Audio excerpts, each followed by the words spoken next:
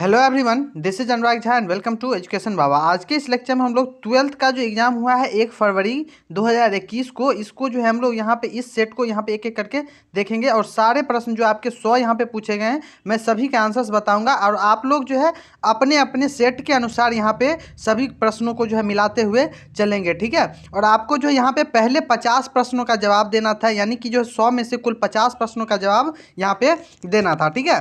तो यहाँ पे मैं आपको सभी प्रश्नों को बताऊंगा और इसमें से ये भी बताऊंगा कि दो जो प्रश्न है यहाँ पे, ठीक है, वो आपको यहाँ पे ऑप्शन में ही गलत बताया गया है, ठीक है। तो ये भी चीज़ें मैं आपको क्लियर करता हुआ चलूंगा। ये सारे प्रश्न यहाँ पे एक एक करके हम लोग डील करेंगे, ठीक है। और एक चीज़ और जो मैं आपको बताना चाहता हूँ यहाँ पे कि मेरे चैनल से जो यहाँ पे आपको 90 प्रश्न जो कुल पूछे गए हैं, यहाँ जितने भी ऑब्जेक्टिव हैं, ऑब्जेक्टिव में 100 में से 90 प्रश्न मैंने आपको बताए हुए हैं ऑलरेडी, बहुत अच्छे से डिस्कस करके दी हुई थी, ठीक है। तो मेरे जो भी स्टूडेंट होंगे जो मुझको फॉलो कर रहे होंगे वो बिल्कुल भी यहाँ पे 50 में 50 नंबर लाएंगे, ठीक है। वो बहुत अच्छे से उनकी तैयारी होगी यहाँ पे। तो चलिए हम लोग देखते हैं पहला प्रश्न क्या कहता है कि भारत चीन का युद्ध कब हुआ। तो ये सभी को पता है, डी यहाँ पे 1962 में हुआ था, ठीक है। 2 नंबर प्रश्न है कि भारतीय विदेश नीति का आधार क्या है, ठीक है। तो इनमें से सभी हो जाएगा, विश्व शांति, शांति सहअस्तित्व और पंचशील। सो डी ऑप्शन यहाँ पे सही हो जाएगा। उसके बाद यहाँ पे कहता है 3 नंबर प्रश्न की परंपरागत सुरक्षा नीति में कौन कौन से तत्व हैं। तो याद रखिए यहाँ पे भी आपका ऑल हो जाएगा, क्या हो जाएगा, इनमें से सभी, डी ऑप्शन हमारा क्या हो जाएगा, सही हो जाएगा। 4 नंबर प्रश्न कहता है कि किसने कहा था कि स्वतंत्रता हमारा जन्मसिद्ध अधिकार है और इसे हम लेकर रहेंगे। तो ये बोले थे बाल गंगाधर तिलक। सो यहाँ पे सी ऑप्शन हमारा सही हो जाएगा। 5 नंबर प्रश्न कहता है कि संविधान के किस अनुच्छेद में बंदियों को जो संवैधानिक अधिकार यहाँ पे दिए गए हैं। तो याद रखिए इसको अनुच्छेद 22 के तहत जो है कुछ यहाँ पे क्या किया गया है, बंदियों को भी जो कुछ संवैधानिक अधिकार दिया गया है, ठीक है। 6 नंबर प्रश्न कहता है कि भारत में किस तरह की कार्यपालिका है। तो भारत में नाम मात्र की कार्यपालिका, वास्तविक कार्यपालिका, बहुत कार्यपालिका सभी हैं। सो यहाँ पे डी ऑप्शन हमारा क्या हो जाएगा, सही हो जाएगा। 7 नंबर प्रश्न कहता है कि भारतीय संसद के उच्च अथवा द्वितीय सदन का नाम क्या है। तो देखिए उच्च सदन को हम लोग राज्यसभा बोलते हैं। सो यहाँ पे बी ऑप्शन हमारा सही हो जाएगा। 8 नंबर प्रश्न है कि लोकसभा में बिहार के सांसदों की संख्या कितनी है। तो 40 है। बिहार में लोकसभा की सीटों की संख्या कितनी है, 40 है। ए ऑप्शन सही हो जाएगा। 9 नंबर प्रश्न कहता है कि संविधान के किस अनुच्छेद के अनुसार राष्ट्रपति 2 आंग्ल भारतीयों को मनोनीत कर सकते हैं, ठीक है। तो यहाँ पे याद रखिएगा कि 331 अनुच्छेद जो है इसके तहत क्या करते हैं, राष्ट्रपति एक जो 2 आंग्ल भारतीयों को यहाँ पे करते हैं मनोनीत। सो सी ऑप्शन यहाँ पे सही हो जाएगा। उसका 10 नंबर प्रश्न है कि साधारण विधेयक को राज्यसभा कितने दिनों तक रोक सकती है। देखिए साधारण विधेयक को राज्यसभा कितने दिनों तक रोक सकती है, 6 माह तक। सो यहाँ पे डी ऑप्शन सही हो जाएगा, ठीक है। उसके बाद 11 नंबर प्रश्न कहता है कि राज्यसभा के सदस्यों का कार्यकाल कितना होता है। तो राज्यसभा के सदस्यों का कार्यकाल 6 वर्षों का होता है। सो यहाँ पे क्यों, क्योंकि ये उच्च सदन होता है। तो यहाँ पे जो ए ऑप्शन सही हो जाएगा, ठीक है। उसके बाद जो है 12 नंबर प्रश्न कहता है कि दोनों सदनों की संयुक्त बैठक की अध्यक्षता कौन करते हैं। तो दोनों सदन के जो जब दोनों सदन का संयुक्त बैठक होता है तो लोकसभा अध्यक्ष करते हैं। सो सी ऑप्शन यहाँ पे हमारा क्या जाएगा, सही हो जाएगा, ठीक है। 13 नंबर प्रश्न कहता है कि अखिल भारतीय सेवाएं स्थापित करने के दृष्टि से विशेष महत्व किसका है। तो याद रखिए अखिल भारतीय सेवा जो सिविल सर्विसेज होते हैं उसमें राज्यसभा का प्रस्ताव ज़्यादा मान्य होता है, ठीक है। तो यहाँ पे जो ए ऑप्शन यहाँ पे क्या हो जाएगा, सही हो जाएगा। इसके लिए जो है ये यही जिम्मेदार होते हैं। 14 नंबर प्रश्न है कि प्राक्कलन समिति के सदस्य कौन होते हैं। तो देखिए प्राक्कलन समिति में जो है आपके सिर्फ यहाँ पे कौन आएंगे, लोकसभा के सदस्य ही आएंगे। कौन आएंगे, लोकसभा के सदस्य ही यहाँ पे आपको चुने जाएंगे। तो यहाँ पे ध्यान रखिएगा कि 14 का जो सही आंसर होगा वो क्या हो जाएगा, बी हो जाएगा, ठीक है। सो बी आंसर सही हो गया। 15 नंबर प्रश्न है कि विधान परिषद के सदस्यों का कार्यकाल कितना होता है। तो राज्यसभा और विधान परिषद दोनों का जो यहाँ पे 6 वर्ष होता है। सो यहाँ पे आंसर क्या हो जाएगा, बी ऑप्शन हमारा सही हो जाएगा, ठीक है। उसका 16 नंबर प्रश्न है कि विधान परिषद का सदस्य निर्वाचित होने के लिए कितनी उम्र आवश्यक है। तो विधान परिषद में 30 वर्ष, ठीक है। सो यहाँ पे डी ऑप्शन सही हो जाएगा। 17 नंबर प्रश्न कहता है कि भारतीय संविधान में समवर्ती सूची की प्रेरणा कहाँ से ली गई है। तो समवर्ती सूची जो ऑस्ट्रेलिया से लिया गया है। सो सी ऑप्शन हमारे यहाँ पे सही हो जाएगा। ठीक है, इसके बाद हम लोग 18 नंबर प्रश्न की बात करते हैं कि निम्न में से कौन संघ सूची का विषय है। तो याद रखिए यहाँ पे जो आपका संघ सूची, देखिए संघ सूची मतलब क्या, केंद्र सूची। तो केंद्र सूची में जो है आपको यहाँ पे रक्षा जो है वो केंद्र सूची का विषय है। सो बी ऑप्शन सही हो जाएगा। ठीक है, उसके बाद जो है 19 नंबर प्रश्न कहता है कि 42वें संविधान संशोधन द्वारा समवर्ती सूची में कौन से विषय जोड़े गए। तो ये फौजदारी विषय जो है ये जोड़ दिया गया था। सो डी ऑप्शन यहाँ पे सही हो जाएगा। ठीक है, न्यायिक व्यवस्था वाला जो है पोर्शन जोड़ा गया था। उसके बाद जो 20 नंबर प्रश्न कहता है कि भारतीय संघ में अवशिष्ट शक्तियां किसके पास हैं। देखिए भारतीय संघ में जो शेष जो शक्तियां बचती है वो केंद्र के पास होती है। सो सी ऑप्शन सही हो जाएगा। उसके 21 नंबर प्रश्न कहता है कि प्राकृतिक न्याय का सिद्धांत निम्नलिखित में से किस तत्व पर बल देता है। देखिए प्राकृतिक न्याय का जो सिद्धांत होता है, ये क्वेश्चन जो है आप लोग खुद से यहाँ पे अटेम्प्ट करिएगा, और यहाँ मेरे हिसाब से डी होना चाहिए, लेकिन आप लोग खुद देखिएगा और कमेंट करिएगा। जिन भी बच्चों को पता हो वो कमेंट जरूर से करिएगा, मैं उसको पिनअप कर दूंगा जो भी सही आंसर होगा 21 का। ठीक है, इसके बाद हम लोग 22 नंबर प्रश्न की ओर बढ़ते हैं कि न्याय व्यवस्था को सुरक्षित रखने में किस तत्व की सर्वाधिक महत्वपूर्ण भूमिका होती है। तो देखिए प्रभावी और संवैधानिक यहाँ पे न्यायिक व्यवस्था, ठीक है, ये जो है सबसे ज़्यादा महत्वपूर्ण होता है। सो सी ऑप्शन सही हो जाएगा। उसके बाद जो 23 नंबर प्रश्न कहता है कि निम्नलिखित में से कौन सा अधिकार अंतःकरण की स्वतंत्रता देता है। तो नैतिक अधिकार जो अंतःकरण की स्वतंत्रता देता है। सो डी ऑप्शन सही हो जाएगा। 24 नंबर प्रश्न है कि किसने कहा कि कानून, देखिए ये जो प्रश्न है ना 23, 24, 25, ये सब जो है ना आपके 11th के बुक से हैं। ठीक है, तो यहाँ पे कहता है कि किसने कहा कि कानून के बल के बिना अधिकार के एक शब्द की तरह है जिसे मनुष्य की कोई सुरक्षा नहीं हो सकती है। तो देखिए इसको जो किसने बोला था, तो देखिए यहाँ पे जो थॉमस हॉब्स ने बोला था, क्या बोला था, थॉमस हॉब्स ने ये बात बोली थी। सो बी ऑप्शन हमारा सही हो जाएगा।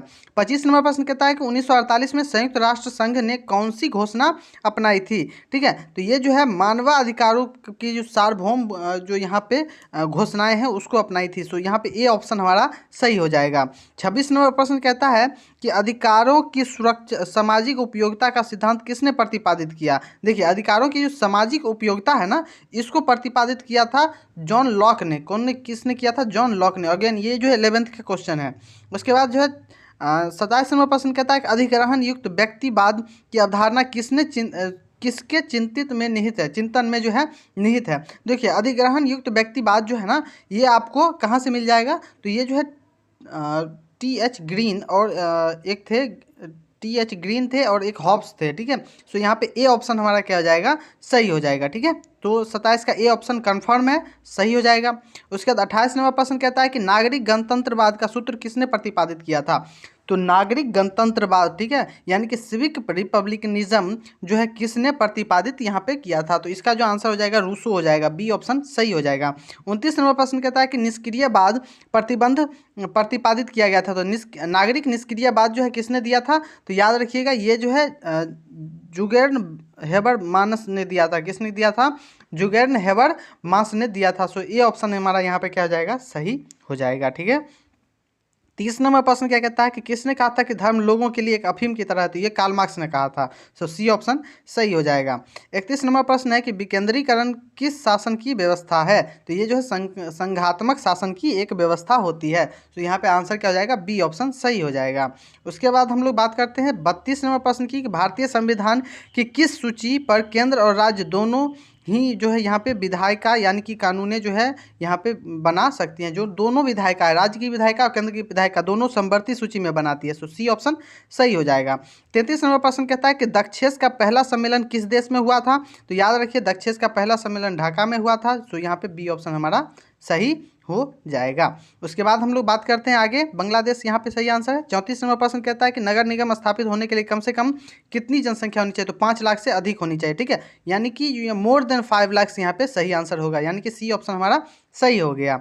उसके बाद 35 नंबर प्रश्न कहता है कि भारतीय नागरिकता संशोधन अधिनियम 1986 के अनुसार जो व्यक्ति पंजीकरण के माध्यम से भारतीय नागरिकता प्राप्त करना चाहते हैं उन्हें कम से कम कितने वर्ष निवास करना होगा। देखिए 86 से पहले 10 वर्ष था, 5 वर्ष था, लेकिन 86 के बाद जो है ये 10 वर्ष कर दिया गया। ठीक है, तो यहाँ पे 10 वर्ष आंसर हो जाएगा। डी ऑप्शन क्या हो जाएगा, सही हो जाएगा। यहाँ पे क्लियर हो गई बात। ठीक है, अब अभी जो है 7 वर्ष है, लेकिन उस 86 वाला जो है 10 वर्ष था। ठीक है, सो आंसर यहाँ पे डी हो जाएगा 10 वर्ष। उसके बाद हम लोग बात करते हैं 36 नंबर प्रश्न की कि हमारी नियोजन व्यवस्था किस विचारधारा पर जो है यहाँ पे आश्रित है। तो ये जो है लोकतांत्रिक समाजवाद पर आधारित है, ठीक है, क्योंकि नेहरू जी जो थे वो समाजवाद के बहुत कट्टर यहाँ पे समर्थक थे। सो यहाँ पे सी ऑप्शन हमारा क्या हो जाएगा, सही हो जाएगा, ठीक है। इसके बाद हम लोग बात करते हैं 37 नंबर प्रश्न की किस पंचवर्षीय योजना में गरीबी हटाओ कार्यक्रम को विशेष स्थान दिया गया है। तो देखिए गरीबी हटाओ जो है 71 के बाद जो आई थी सरकार, ठीक है, उसके बाद जो है 74 से 79 वाला जो पंचवर्षीय योजना चला था उसके बीच दिए थे, ठीक है। सो यहाँ पे सी ऑप्शन सही हो जाएगा, क्या सी ऑप्शन सही हो जाएगा, ठीक है। उसके बाद 38 नंबर प्रश्न कहता है कि किस संविधान संशोधन द्वारा नगर निकायों को संवैधानिक दर्जा दिया गया है। तो देखिए नगर निकायों को 74वां संविधान संशोधन, सो सी ऑप्शन सही हो जाएगा।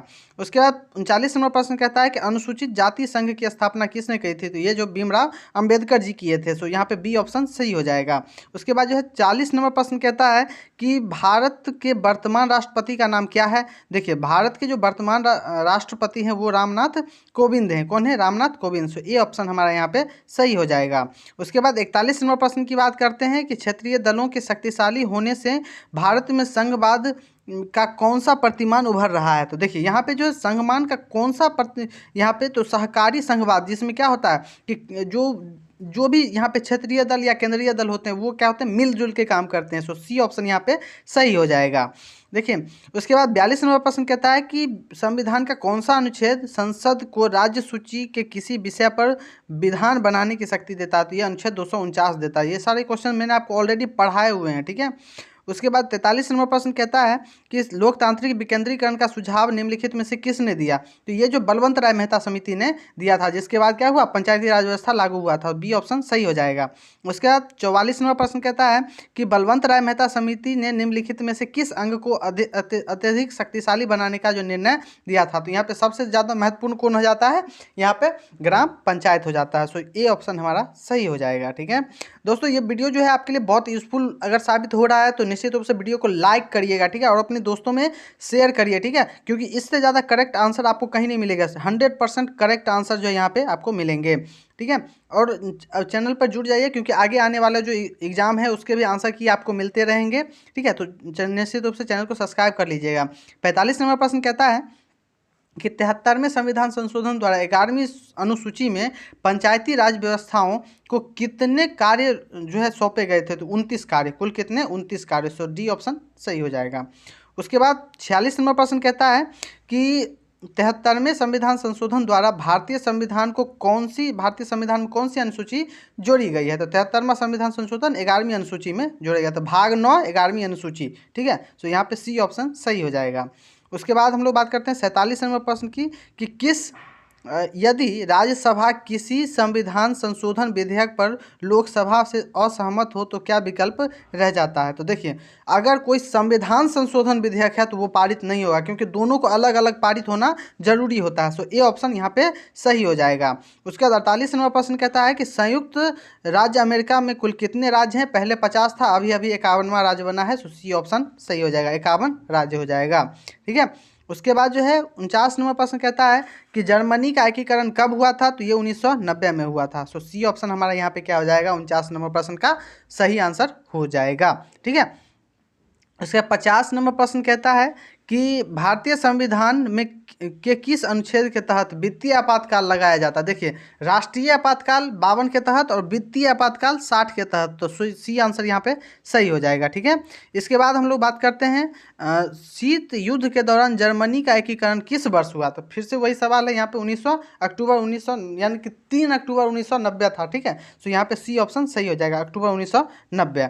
उसके बाद 52 नंबर प्रश्न की बात करते हैं हम लोग, संयुक्त राष्ट्र संघ के प्रथम महासचिव कौन है। देखिए प्रथम महासचिव यहाँ पे जो है आपको ट्रिगिव लाई हो जाएगा, ट्रिगिव लाई हो जाएगी। यूथाइड जो है एशिया से प्रथम थे, लेकिन संयुक्त राष्ट्र के प्रथम पूछ रहा है यहाँ पे। सो ए ऑप्शन यहाँ पे सही हो जाएगा, ट्रिगिव लाई, ए ऑप्शन सही। उसके बाद 53 नंबर प्रश्न कहता है कि ताशकंद समझौता कब हुआ। तो देखिए ताशकंद समझौता जो है ना आपको 1966 में हुआ था। सो ये आपका जो है सी ऑप्शन सही हो जाएगा। उसके बाद जो है 54 नंबर प्रश्न की बात करते हैं कि सर्वोच्च न्यायालय के किस महत्वपूर्ण निर्णय में कहा गया कि कोई संवैधानिक संशोधन द्वारा हमारे मौलिक अधिकारों में कोई कटौती नहीं की जा सकती। ये केशवानंद भारती केस 1973 था। सो सी ऑप्शन यहाँ पे सही हो जाएगा। इसके बाद हम लोग बात करते हैं 55 नंबर प्रश्न की कि संविधान के किस संशोधन द्वारा मौलिक कर्तव्यों को जोड़ा गया है।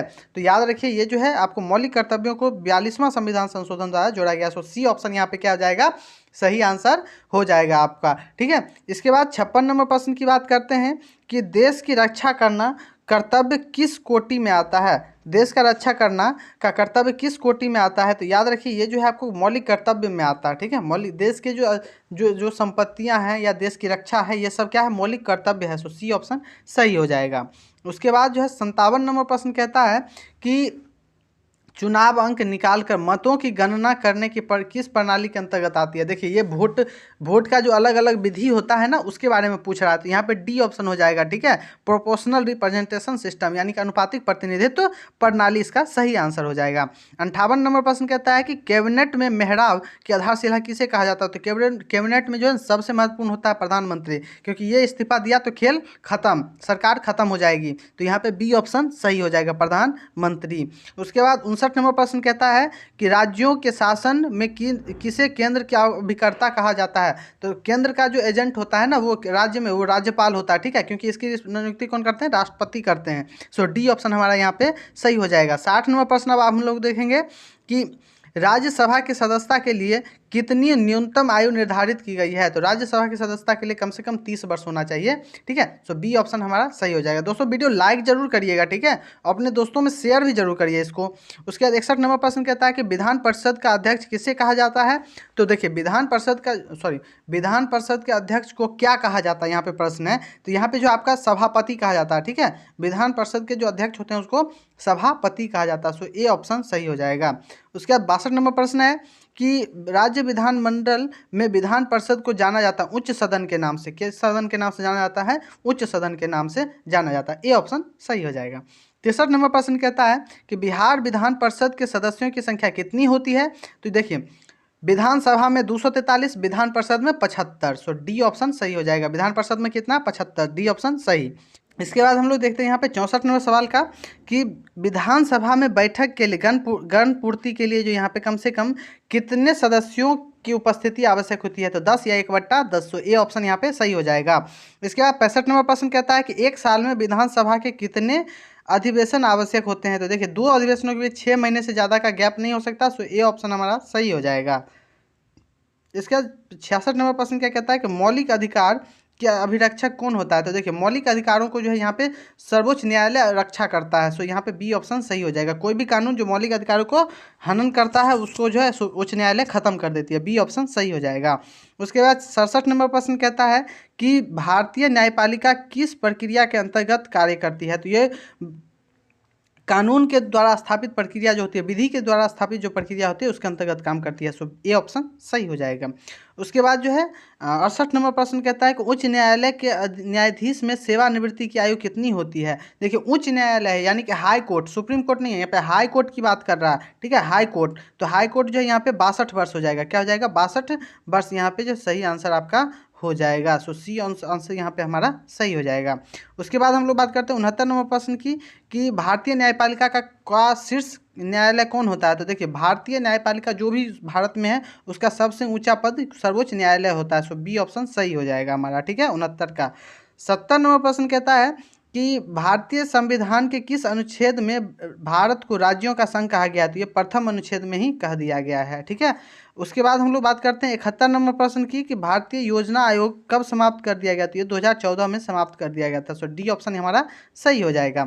72 नंबर प्रश्न की बात करते हैं कि मेक मोहन रेखा कहाँ है। देखिए यहाँ पे जो है आपको राज्यों का नाम दे दिया है। अब यहाँ पे जो ये प्रश्न जो है आपका गलत भी हो सकता है। क्यों, देखो क्योंकि और मेक मोहन रेखा चीन से लगने वाली लाइन को बोलते हैं। अब चीन जो लगती है वो यहाँ पे जो है जम्मू कश्मीर, अरुणाचल प्रदेश और यहाँ पे आपका जम्मू कश्मीर दोनों से लगती है। लेकिन एक सेंस में जम्मू कश्मीर सही हो सकता है। क्यों, क्योंकि देखिए मेक मोहन रेखा जब निर्धारित किया गया था तो वो भारत और चीन के बीच में किया गया था। ठीक है, सो यहाँ पे जो है भारत और चीन के बीच में जो निर्धारण किया गया तो वो जम्मू कश्मीर वाला जो भारत का राज्य है वो तिब्बत से लगता है। ठीक है, सो यहाँ पे ए ऑप्शन सही हो जाएगा। ठीक है, 72 का ए ऑप्शन सही हो जाएगा। इसलिए 72 का जो है जिन लोगों ने जम्मू कश्मीर लगाया है उनके सही होने की संभावना यहाँ यहाँ पे ज़्यादा हो जाएगी। उसके बाद 73 नंबर प्रश्न क्या कहता है कि देश में आंतरिक गड़बड़ी के कारण संकटकालीन स्थिति की घोषणा कब हुई थी। तो देखिए यहाँ पे जो है याद रखिए कि देश में जो आंतरिक गड़बड़ी के कारण संकटकालीन स्थिति की जो घोषणा हुई थी ना, वो 1975 में हुई थी, इंदिरा गांधी के समय में। सो बी ऑप्शन यहाँ पे, सॉरी सी ऑप्शन सही हो जाएगा। ठीक है। उसके बाद 74 नंबर प्रश्न कहता है कि संयुक्त राष्ट्र संघ के कितने अंग थे। कुल 6 अंग थे। सो डी ऑप्शन यहाँ पे सही हो जाएगा। 75 नंबर प्रश्न कहता है कि संयुक्त राष्ट्र संघ का तत्वाधान यानी कि निशस्त्रीकरण का आयोग कब गठित किया गया था। तो याद रखिए ये जो है आपको 1952 में गठित किया गया था। सो बी ऑप्शन सही हो जाएगा। सारे प्रश्न मैंने आपको बताए हुए ऑलरेडी, बहुत अच्छे से क्लियर करवाया हुआ है। उसके 76 नंबर प्रश्न कहता है कि अखिल भारतीय किसान कांग्रेस की स्थापना किसने की। तो अखिल भारतीय किसान कांग्रेस, देखिए अब यहाँ पे आता है एक थोड़ा सा पेज, इसका जो है ये प्रश्न जो है ना मैं सिरे से खारिज कर देता हूँ, क्योंकि इसका जो आंसर है वो स्वामी सहजानंद होगा। क्या होगा? स्वामी सहजानंद। क्यों? क्योंकि अखिल भारतीय किसान का कांग्रेस का ही जो है आगे चल के अखिल भारतीय किसान सभा नाम पड़ गया था। ठीक है, जिसके अध्यक्ष कौन थे? स्वामी सहजानंद थे। सो यहाँ पे 76 नंबर प्रश्न का आंसर ही कुछ भी नहीं होगा, यहाँ पे ऑप्शन ही गलत है। ठीक है, वैसे कुछ लोग नेहरू कह रहे हैं लेकिन ये आंसर गलत होगा, इसका सही आंसर स्वामी सहजानंद होगा। उसके बाद जो है 77 नंबर प्रश्न की बात करते हैं हम लोग कि विश्व एड्स दिवस कब मनाया जाता है। तो ये 1 दिसंबर को मनाया जाता है। सो ये ऑप्शन यहाँ पे सही हो जाएगा। अब 78 नंबर प्रश्न देखते हैं कि बिहार सर्वप्रथम जो है किस राज्य में महिलाओं को जो यहाँ पे पंचायतों में 50% आरक्षण दिया गया था। तो ये बिहार है। सो सी ऑप्शन यहाँ पे सही हो जाएगा। मैंने पहले ही आंसर बोल दिया। उसके बाद जो है 69 नंबर प्रश्न है कि ब्रेजनेव किस देश के राष्ट्रपति थे। तो यहाँ पे जो देखिए ब्रेजनेव जो है सोवियत संघ के राष्ट्रपति थे। सो सी ऑप्शन सही हो जाएगा। 80 नंबर प्रश्न कहता है कि प्रथम कूटनिरपेक्ष सम्मेलन के अध्यक्ष कौन थे। मार्शल टीटो थे। सो डी ऑप्शन सही हो जाएगा। 81 नंबर प्रश्न कहता है कि किस विचारक ने यह क्रूर अनिवार्यता कहा, युद्ध को जो है क्रूर अनिवार्यता यहाँ पे कहा था। तो याद रखिए ये ग्रीन ने कहा था। किसने कहा था? ग्रीन ने। सो डी ऑप्शन सही हो जाएगा। 82 नंबर प्रश्न कहता है कि किसने कहा कि शांति कायरों का सपना है। मुसोलिनी ने कहा था। बी ऑप्शन यहाँ पे हमारा क्या हो जाएगा? सही आंसर हो जाएगा। 83 नंबर प्रश्न क्या कहता है कि अंतर्राष्ट्रीय शांति तथा सुरक्षा बनाए रखने हेतु 1920 में किस संगठन की स्थापना हुई थी। ठीक है, तो ये जो है लीग ऑफ नेशन हुआ था, राष्ट्र संघ की स्थापना हुई थी। बी ऑप्शन सही हो जाएगा।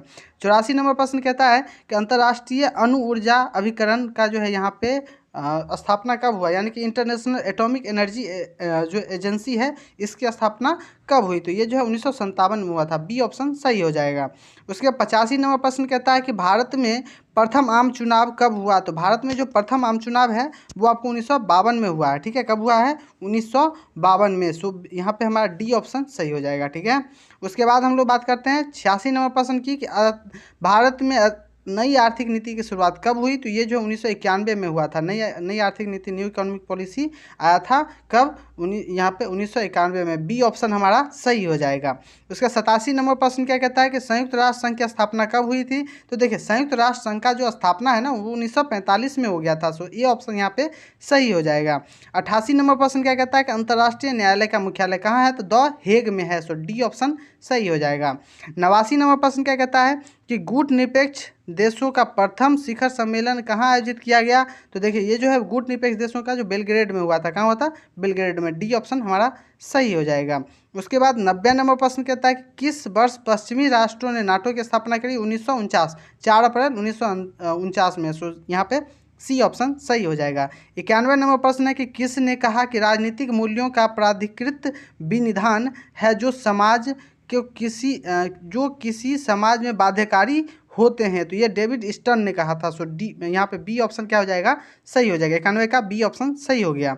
अब उसके बाद 92 नंबर प्रश्न क्या कहता है कि प्राचीन युग में राज्य का रूप क्या था। तो ये नगर राज्य थे। ठीक है, प्राचीन युग में जो है उत्तर भारत में नगर राज्य हुआ करते थे। सो ए ऑप्शन यहाँ पे सही हो जाएगा। उसके बाद 93 नंबर प्रश्न है कि किसे सत्ता का सिद्धांत शास्त्री माना गया। यानी कि जो पावर थियरी इसने किसने दिया था। ठीक है, देखिए पावर थियरी जो है ना आपको यहाँ पे हॉब्स ने दिया था। ठीक है, सो यहाँ पे जो सी ऑप्शन हमारा क्या हो जाएगा? सही हो जाएगा। 94 नंबर प्रश्न है कि पॉलिटिक्स नामक पुस्तक के लेखक कौन हैं। देखिए पॉलिटिक्स नामक जो पुस्तक है ना वो अरस्तू के द्वारा लिखा गया था। सो बी ऑप्शन हमारा क्या हो जाएगा? सही यहाँ पे हो जाएगा। ठीक है, इसके बाद हम लोग बात करते हैं 95 नंबर प्रश्न की कि किसने कहा था मुझे स्वतंत्रता दो या मुझे मार दो। ठीक है, अब देखो यहाँ पे जो है ना इसका सही आंसर ये जो क्वेश्चन है ना, इसमें ऑप्शन ही नहीं है, ठीक है। इसमें जो है आपको ऑप्शन ही नहीं दिएगा, क्यों? क्योंकि इसका जो सही आंसर होगा वो हेनरी पैट्रिक होगा। क्या होगा? Henry Patrick. कुछ जो है ना इस बार कुछ तो खराब हुआ है यहाँ पे, जो आंसर कुछ क्वेश्चन यहाँ पे 3-4 क्वेश्चन जो है गलत दिए गए हैं, ठीक है। तो हेनरी पैट्रिक इसका सही आंसर है। ये सब प्रश्न मैंने आपको बार बार पढ़ाए हुए हैं, ठीक है, इसलिए मैं बता रहा हूँ यहाँ पे। उसके 96 नंबर प्रश्न क्या कहता है कि किसने कहा कि मनुष्य जन्म से स्वतंत्र किंतु हर जगह बेड़ियों से जकड़ा हुआ होता है, ठीक है। तो याद रखिएगा यहाँ पे जो आपका सही आंसर रूसो हो जाएगा। क्या हो जाएगा? रूसो। रूसो ने कहा था कि मनुष्य जो है जन्म से स्वतंत्र किंतु हर जगह बेड़ियों से जकड़ा हुआ होता है। 97 नंबर प्रश्न है कि निम्नलिखित में से कौन मार्क्सवादी विचारधारा से संबंधित नहीं है? तो देखिए, पूंजीवादी जो है उदारवाद का यहाँ पे क्या है? समर्थक होता है। उदारवाद का जो विचारधारा होता है वो पूंजीवाद वाला होता है, ठीक है। लेकिन यहाँ पे मार्क्सवादी का पूछ रहा है, तो यहाँ पे जो सिर्फ उदारवाद एक ही है, पूंजीवाद वाला। सो ये ऑप्शन हमारा क्या हो जाएगा? सही हो जाएगा। 98 नंबर प्रश्न है कि ए ग्रामर ऑफ पॉलिटिक्स नामक पुस्तक के लेखक कौन है? तो यहाँ याद रखिएगा कि H.J. लॉस्की हैं, ठीक है। H.J. लॉस्की इस पुस्तक के लेखक हैं। सो डी ऑप्शन सही हो गया। 99 नंबर प्रश्न है कि भौतिक समानता का अर्थ है, भौतिक समानता का अर्थ क्या है? तो देखिए, यहाँ पे भौतिक समानता का अर्थ जो होता है ना, वो आपको यहाँ पे सामाजिक समानता होता है। क्या होता है? सामाजिक समानता यहाँ पे हो जाता है। सो बी ऑप्शन हमारा सही हो जाएगा, ठीक है। भौतिक मतलब क्या? फिजिकल। फिजिकल इक्वालिटी का मतलब क्या? आप समाज में सबका समान वैल्यू है, तो यहाँ पे क्या हो जाएगा? सही आंसर हो जाएगा, बी ऑप्शन सही हो जाएगा। 100 नंबर प्रश्न और लास्ट प्रश्न है ये आपका कि किस सिद्धांत के अनुसार वर्गहीन समाज में न्याय उपलब्ध हो सकता है? तो देखिए, यहाँ पे देखिए, वर्ग विहीन समाज की बात कर रहा था, ये मार्क्सवादी लोगों का विचारधारा होता है। सो बी ऑप्शन सही हो जाएगा। अब आप लोग कमेंट करके बताइएगा कि आपका कितना सही हुआ। यदि सभी लोगों का 50 सही है तो अब तो बहुत अच्छा बात है। Best of luck and best of luck for next exam. अपने दोस्तों में इस वीडियो को जरूर शेयर करिएगा ताकि उनको भी पता चले कि वो कितना सही बनाए, कितना गलत बनाए। चैनल पे यदि पहली बार हो तो चैनल को सब्सक्राइब कर लेना, ताकि आगे जो आएगा और भी आंसर की वो सब आपको जो है बहुत अच्छे से और 100% गारंटी के साथ शुद्ध आंसर आपको मिल सके, ठीक है। तो वीडियो को शेयर जरूर करिएगा अपने दोस्तों में। धन्यवाद, आज के लिए इतना ही, फिर मिलते हैं। God bless you all. Best of luck for next exam.